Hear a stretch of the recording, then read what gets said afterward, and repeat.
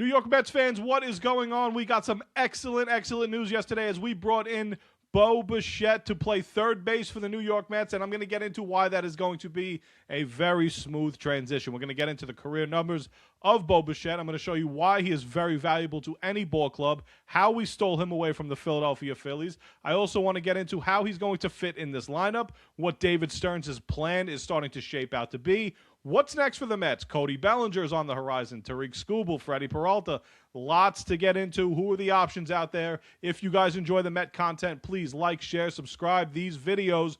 Please, it helps me out. It helps the algorithm stick through for a few minutes on the video, even if it's on the background. You don't have to listen to my voice, as annoying as it might be, guys. So let's get right into this content. The Mets yesterday got some excellent news.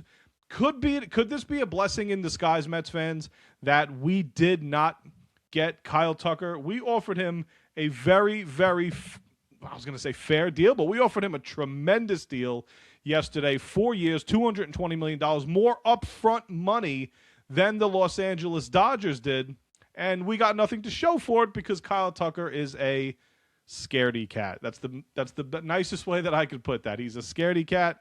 Did not want to come to the New York Mets, could not handle that kind of spotlight. So I completely understand going to the Dodgers, chance to win, beautiful weather, some things that we just can't compete with right away, right? You got to believe. If you're a wrestling fan, Bo Dallas brings back memories, right? Mets make a $126 million investment, bet, whatever you want to call it, on Bo Bichette, and the deal has opt-outs after year 1 and after year 2, which is a win-win for the New York Mets. There is no ifs, ands, or buts about it. I love short-term. If you guys follow me on Instagram, on TikTok, on YouTube, you know by now, as a Mets fan, I am all for short-term, high AAV. Bump those numbers up. Keep guys on the short-term. I am all for that. I do not want to invest crazy long-term unless your name is a guy like Juan Soto, unless your guy's name is like an Aaron Judge or a Bobby Witt Jr. or a Shohei Ohtani. Any guys like that, where they were young, you invest big money into. I'm not giving 7, 8, 9 years to certain players just to do it. You got Cody Bellinger. The Philadelphia Phillies offered him a 7-year, $200 million deal. Mets swooped in last minute, scooped him out, got him 3 years, $126. If he opts out, Mets fans, this is what you got to think about. If Bo Bichette opts out of the deal after 2026, that means he had an outstanding season for your New York Mets. It's a win-win for both sides, guys. If he has a terrible season and opts in, doesn't choose to opt out, now you could possibly get him on another bounce-back year, and it's only year 2. That's why I love the short-term high AAV for certain players. I will give those contracts out all day, every day. Every team should be doing short-term high AAV. Again, unless your name is Juan Soto, Aaron Judge, Bobby Witt, Shohei Ohtani, unless you're one of those top echelon players, these type of guys like a Bichette, like a Tucker, short-term AAV, great move here by the New York Mets. What you're getting in Bo Bichette, let's get into those statistics, right? Because a lot of people want to try to clown the New York Mets and David Stearns, but he's playing chess while everybody else is playing checkers.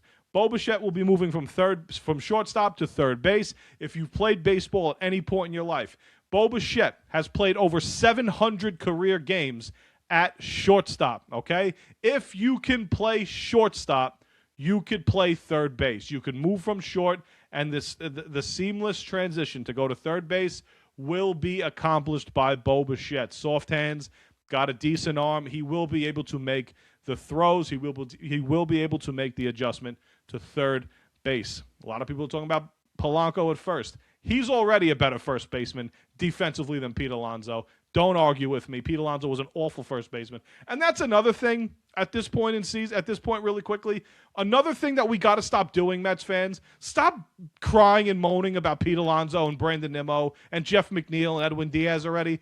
It's been like 2 months now. Get over it already. We've moved on. Mets fans are starting to get excited about the team that David Stearns is putting on the field. And by the way, if you're a WAR person, everybody that Stearns has added will have a better projected WAR than the guys he got rid of. If you're not an analytics guy, you're going to scuff at that. You're going to say, what the hell are you talking about? I'm all about the analytics. Get the high WAR. He brought in guys who do not strike out.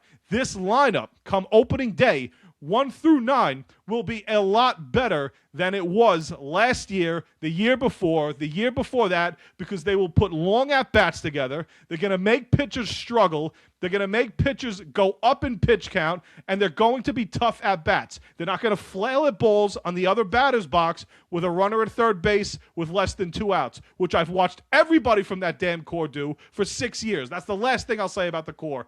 Get over it already. Move on. The 2026 Mets are going to be just fine.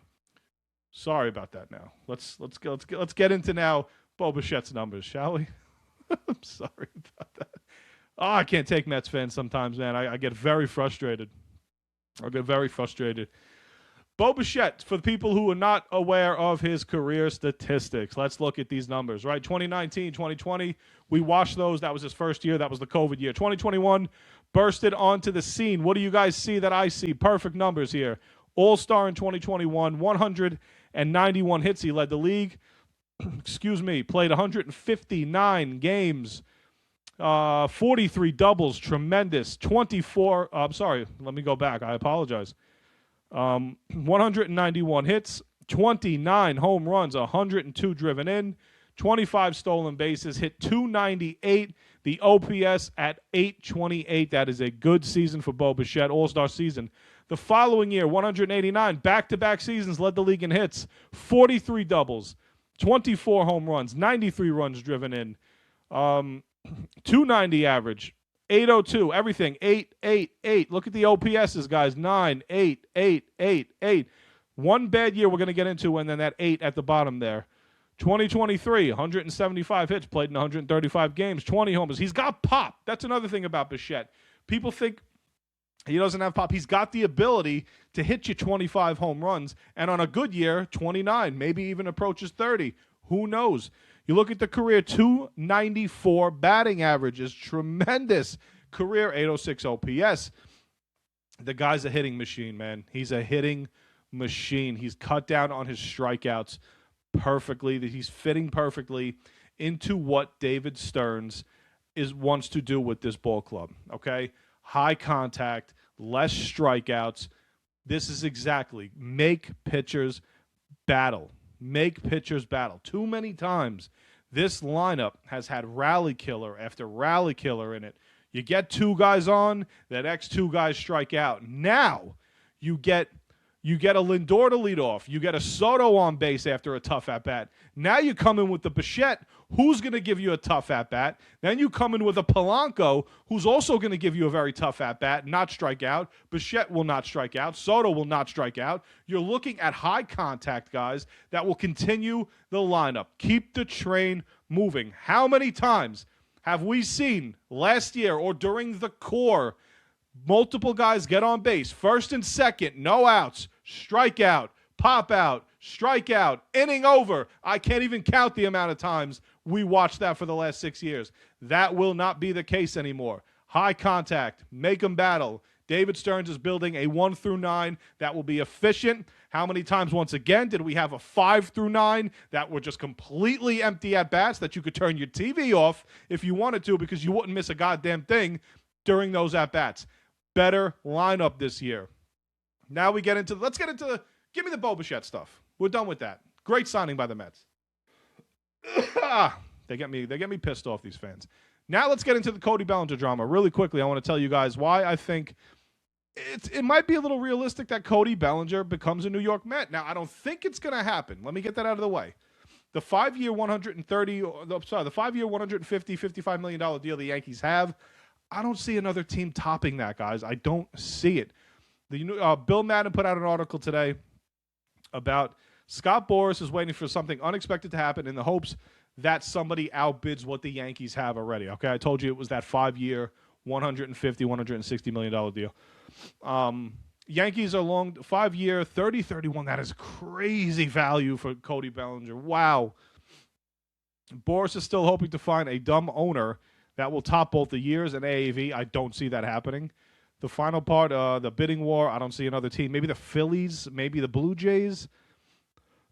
According to Madden, Boras is seeking, if a team comes in around 170, there's a strong chance Bellinger will take that. For context, the Phillies were willing to offer Bo Bichette $200 million. I don't think they'll get close to 200 with Cody Bellinger.